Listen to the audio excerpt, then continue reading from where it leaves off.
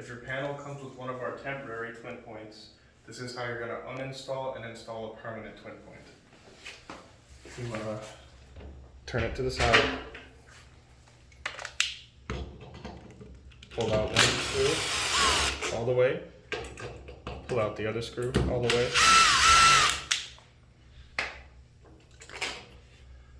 Pull the system out slightly and rotate.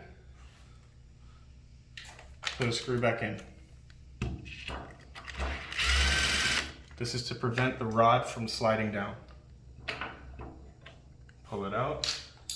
Take your other twin point. Slide it in. Make sure you're connected. Take the screw out. Rotate and push.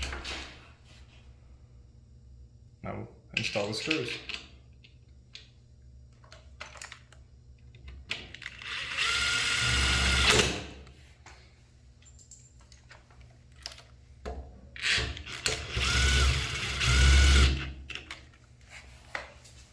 And test.